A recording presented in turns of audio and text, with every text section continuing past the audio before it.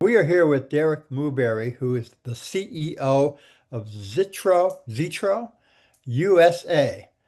And your company has been hot, Eric.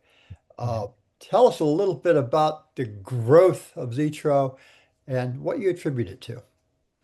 Well, first, Frank, thanks for having me on. Appreciate it. Get a chance to tell our story, obviously. Yeah, I mean, the success we've had over the last few years has been really nothing short of phenomenal for us. Both growth here in the United States, but growth around the world. We continue to break records internally for ourselves in terms of machine placements, and we continue to be laser focused on, really our overall goal, which is to be recognized as one of the leading gaming companies in the world. And while, our numbers aren't public, so people don't necessarily see, the ultimate size of Zitro, we're probably much bigger than people may think we are. You have grown geographically, uh, in product line, in many, many ways. Uh, Let's break them down a little bit. Let's talk a little bit first about the growth that you've experienced here and the growth that you think you have coming in North America. North America is, probably recognized as the premier gaming market in the world, obviously. And we started on this adventure about 3+ years ago, which at the time we had, maybe I think we had 2 or 3 states with slot machines and probably, 30 machines, 40 machines in the market in total. And, we were trying to build a name for ourselves. We had a name and brand recognition in the international markets, but didn't here in the US. And so we started on a path of getting licenses and approvals in many of the tribal gaming markets.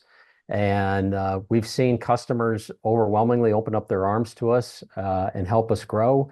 We're now in over 19 states. We've got over 120 casinos throughout the United States with machines in them. We've been actively seeking commercial gaming licenses in all the key markets, of which we've received even some temporary licenses in New Jersey and Pennsylvania, some of the more recognized markets, obviously here in the United States, and are actively seeking licenses probably in 6 or 7 others. And so, while the regulatory process we always wish would go faster to help supercharge the growth even further, I think it's fair to say that we couldn't be more pleased with the growth we've had in the United States so far. And we see that just as really the tip of the iceberg, and that the growth is only going to continue from here as we get more licenses in more states and in more markets, and eventually expand even north of the border into Canada as well. One of the part of growth is not just geographic, but it's also your product line. And your product line is much more varied than it was a few years ago. Can you tell us about that? Yeah, the product line, initially, our roots are in video bingo, which is, where we started as a company, and, it's really what gave the company its early stages of growth. But back in 2017, we decided to make the entry into Class 3 slots because we saw in a lot of the key markets that we were in the bingo markets in that the players were shifting. Players were ultimately preferring Class 3 video slots to bingo machines. And, our early Class 3 slots were probably, I would call it a little bit of an experiment. And, they worked maybe pretty well in some of the Latin markets. But when we came to the United States, we saw that we weren't maybe as good as we needed to be. But we've invested millions and millions of dollars in research and development to, design games now to fit the North American player, to fit the North American market. And we've redesigned our cabinets. We've got, cabinets now that we feel are as competitive as anything you'll find from any of the big manufacturers that are, typically found here in North America. And I think what customers keep telling us year after year as they come to G2E is, wow, the growth in Zitro and the progress you guys continue to make is just astounding. And they're impressed with, our investments that we're making. And I think they see it in their floors. They see it in our game performance, which has steadily been increasing year after year. And they reward us with follow-on investments after that. So we have growth geographically with a lot more to come. You've got growth in your product offerings, but more to Mhm. come. Yep. You've got the financial wherewithal to continue to finance that growth. The one element, however, that's still needed for growth is the secret sauce, making games people want to play. And obviously you're doing that because we see in various surveys where your titles are increasingly showing up. Tell us a little bit about that. It's kind of a lesson learned over time, right? And I've used this phrase, I think, a few times in the past that, sometimes success comes through failure, and that you got to kind of sometimes try some things and then kind of study and analyze, well, why didn't it work? And why wasn't a game popular? So that you can modify the behaviors of those future games to fit the consumer a little more closely. And I think we found in some of the early games that we did that our math just didn't resonate, at least initially, with the US consumer. That seems to like the more frequent, more often bonus rounds. Our games might have been in some cases a little too volatile for the US player in some cases. And so we've had to adjust some of the way the mathematics work in the games to kind of more tailor it to the US consumer experience. And to your point, Frank, we've seen the success of that. The changing point for us was a game that we showcased last year at G2E called Legendary Sword. It was a game we had high optimism for. It was really designed around the US consumer, had a lot of play mechanics that the US consumer was used to. And the fruits of that are bearing for us. It was the number one game on the emerging supplier reports on a couple of these surveys, as you mentioned, a couple months ago.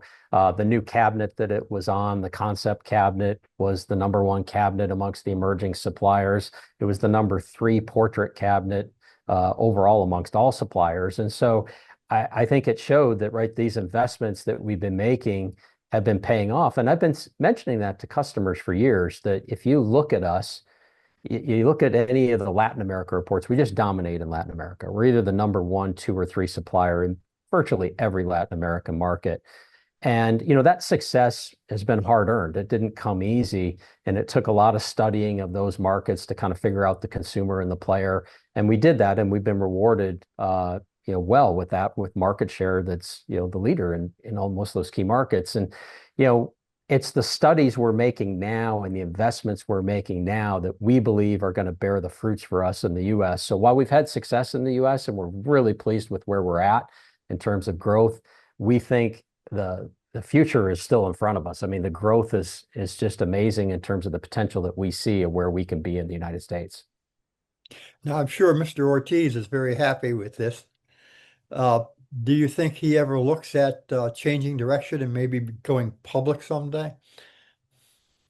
I say never to, never say never, but I think he's very happy as a private company. It offers us a lot of flexibility that maybe some of the bigger guys don't have. We don't have, the reporting pressures. We don't have the Wall Street pressures, many of the other things that come with being a public company. I think that flexibility gives us some advantages too, in terms of how we go to market, how we take care of customers, et cetera. I think that provides us some advantages, and I think we like that flexibility. But like I say, you never say never. Okay. The buzzword of the day in every industry is artificial intelligence, AI. Are you guys deploying AI right now? And if so, what are you doing and what do you expect as the result of that? Yeah, certainly AI is the buzzword of every industry without question. It doesn't seem like you can't ask anything and just say, I'll just find out the answer from Chat GPT, right? Or Gemini or one of these other artificial intelligence tools. For the most part, we're still designing games the way we've always designed games, which is, we gather market intelligence, we look at consumer behavior, trying to analyze that, develop math models and play mechanics that we think are highly entertaining for consumers. So for today, we're not using AI tremendously in terms of the design of the games. We are using AI in terms of some of our internal operations, in terms of how we're managing the business. But in terms of the actual game design, not a ton at this point. But I think over time, you're going to see that change. And, we're exploring some opportunities where we think artificial intelligence could help us streamline game design. We're, using that data, could you make decisions more quickly? And could you take the design of a game, down from 6 months down to 4 months. Those types of things where you could see some improvements in terms of the output, per person you have in your R&D staffs. I think there's some opportunities there. But to answer the question, more boldly would be probably not tons of AI use today, but I expect that to change in the future. Uh, okay, we're heading into G2E, where everybody displays their newest and best products. What are some of the must-see products at your booth? Well, first, before we talk about must-see products, I think we have to talk about the investment we're making in G2E. This is our biggest, boldest G2E ever. In fact, we more than doubled the square footage in our booth from last year and probably would have gone bigger even if we could get more. And so we have A+ location on the main street there at G2E amongst all the other major suppliers. And I think the first thing that customers are going to notice before they even get to the booth is as they approach the booth, they're going to go, "Oh my goodness, this is the biggest Zitro booth I've ever seen."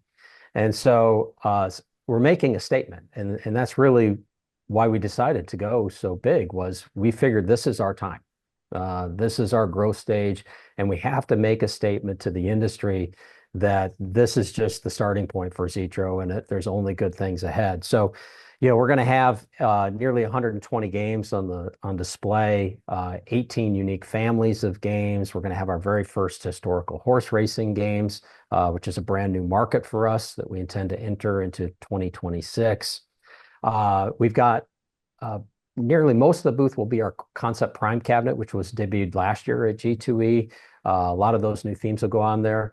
And then we will be unveiling a very new piece of hardware that is going to make its global debut at G2E next week. You've been seeing a little bit of marketing teasers from us on it, but I can tell you the new piece of hardware is nothing short of amazing. And I think customers are going to look at that and say, "Yep, Zitro's even taking it further to the next level." And then in terms of content, I mentioned the 18 unique families of games. That's the most we've ever shown at a G2E. And so all our games are multi-games. So, there's anywhere from 2 to 4 games in each one of those families of suites. Super excited about those. Probably the highlights for me are 2 games, one called River Gold, which has a really intriguing kind of finished bonus to it at the end where it rewards the progressives. It's highly interactive with content that even rains down from the topper.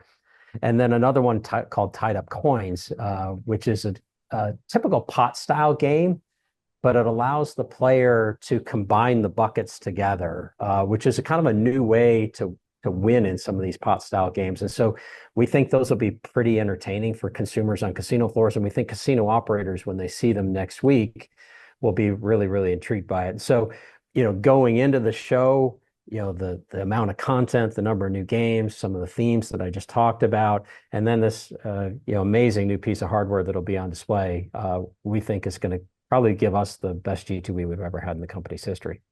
Sounds like fun. Anything else you'd like us to know? You've done a great overview, Derik. Anything else you'd like us to know about Zitra? I think it's it's a story of steady growth around the world. And you mentioned it. We talked about the growth in the US.